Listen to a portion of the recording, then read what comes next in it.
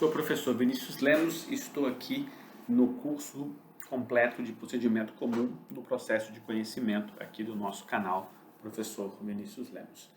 A aula agora vai ser ainda sobre resposta do réu, contestação e a primeira introdução sobre a contestação.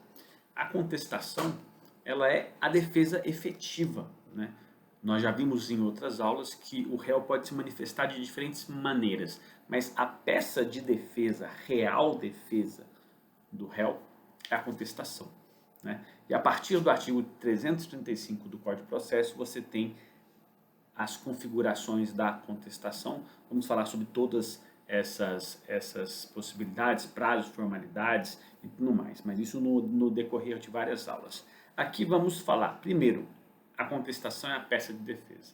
Terão outras manifestações, mas elas não serão eminentemente peça de defesa. A contestação é a peça que representa a defesa do réu, apesar de não ser o único meio de resposta do réu, mas defesa é a contestação. Então, nós temos aqui a percepção de que a contestação tem essa função defensiva aqui, né?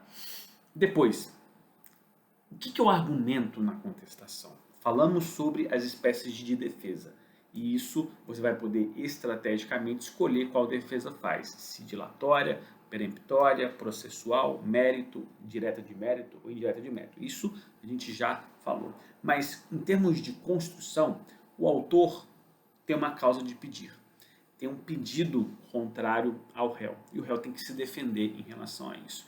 Ele tem que pensar que tem a causa de pedir, que tem fundamentos fáticos e jurídicos, e fáticos jurídicos pensando que os fatos têm intercorrência jurídica, inferência jurídica, incidência jurídica. Ele tem que se defender de se os fatos existem, como foram os fatos existentes e se existentes ou não. Então ele vai poder ter várias linhas de defesa em relação a isso. Depois que ele se defende sobre os fatos, tem também sobre as consequências jurídicas do fato. E aí, só para a gente dar um exemplo aqui, uma coisa é ter acontecido o acidente e como foi o acidente. A outra é, por mais que eu concorde com que o acidente aconteceu e como foi, eu posso discordar dos efeitos jurídicos. Por exemplo, pode dizer que não teve dano, pode dizer que não teve prejuízo e assim por diante. Então, a concordância fática não significa concordância jurídica, mas tem os dois planos, fatos e direito. E na contestação, vamos falar sobre dois princípios aqui, ou duas regras muito importantes sobre a contestação. O primeiro é o que a gente vai falar sobre eventualidade e concentração da defesa no momento da contestação. O que significa isso?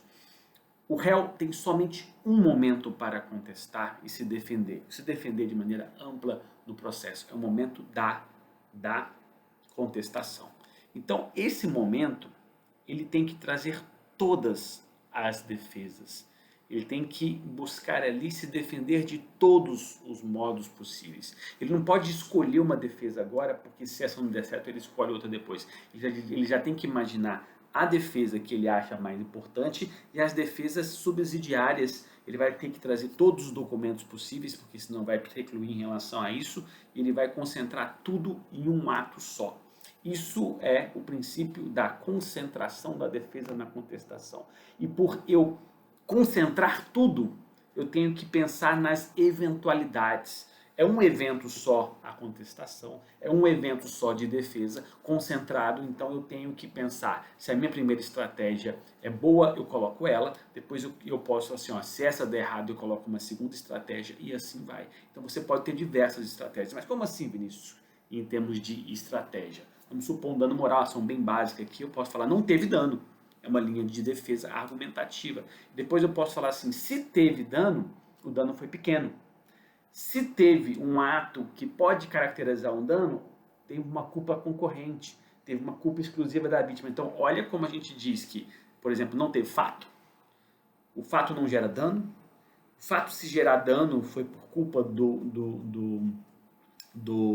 da vítima ou a vítima concorreu. São defesas que teoricamente são incongruentes entre si, mas eu vou pensando sempre na eventualidade dessa não dar certo, eu vou para outra e assim vai. Fora que nós podemos ter acumulações de pedidos na inicial. Vamos supor aqui a investigação de paternidade combinada com alimentos. Eu posso me defender da investigação de paternidade dizendo que eu não sou pai. Teoricamente, se eu ganhar que eu não sou pai, sequer eu preciso me defender sobre os alimentos, porque os alimentos restarão prejudicados. É uma acumulação sucessiva e não precisaria julgar os alimentos se eu não fosse o pai. Então, a pergunta é, eu posso me defender só da investigação e depois me defender dos alimentos? Não, eu tenho que me defender dos dois. Ah, mas isso não geraria ali um esforço argumentativo por algo que talvez eu nem precise? Sim, mas pelo princípio da eventualidade, ou regra para quem preferir, da eventualidade, eu tenho que pensar em todos os eventos possíveis, porque a minha contestação é concentrada em um ato só. Então tem essa concentração da defesa em um só ato. Isso que está ali no artigo 336, que fala sobre essa concentração. O segundo ponto, que é muito importante, e está no artigo 341 do Código de Processo, é o ônus da impugnação específica. Eu tenho que pegar a petição inicial e realizar o quê? Impugnar ponto a ponto, mas não ponto a ponto juridicamente, ponto a ponto faticamente. Então é o ônus da impugnação específica dos fatos, com a necessidade de contraposição argumentativa sobre as questões de fato da causa de pedir apresentadas pelo autor. Se o autor disse, teve o acidente, eu posso concordar ou não, posso falar assim, não teve. Se eu não me manifestar se teve ou não teve o acidente, teve o acidente. Como foi o acidente? O autor traz a versão dele. Eu posso apresentar uma contraversão aqui e aí eu contraponho isso, vai ser um fato controvertido. Mas se eu não me manifestar sobre o como foi o acidente, olha bem, teve o acidente, não me contrapus. Como foi o acidente, não me contrapus. Tudo isso eu não estou impugnando. E se eu não impugno, eu vou aceitando a narrativa fática do autor. Aceitar a narrativa fática não significa aceitar a procedência do pedido.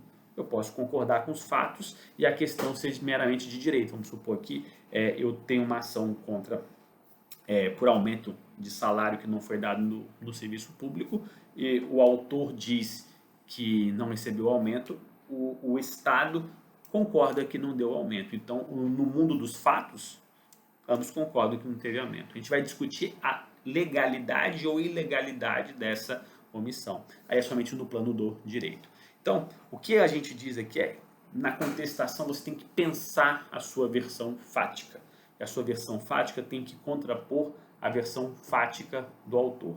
O que você não contrapuser, não controverter, não impugnar, vai ser tido como presumidamente verdadeiro. A gente pode chamar de incontroverso aqui. Então, o que eu não impugnar será incontroverso. O que eu impugnar e der uma outra versão será um fato controvertido aqui.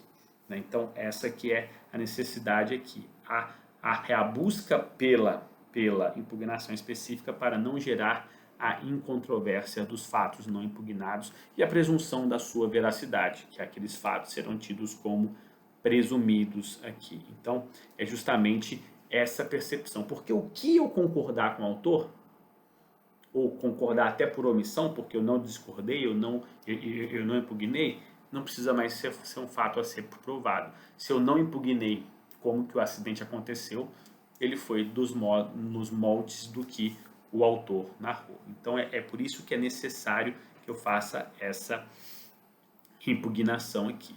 Só que tem um outro ponto, né? Que é o seguinte, em algumas situações, mesmo que eu não impugne, não vai ser possível ter aqui essa presunção de veracidade. E aí o próprio artigo 341, nos seus incisos, fala sobre isso. Fatos que não admitem confissão, que são aqueles fatos indisponíveis, de direitos indisponíveis aqui, né? Então, quando a gente falar sobre interdição, direitos de família, talvez não admita confissão.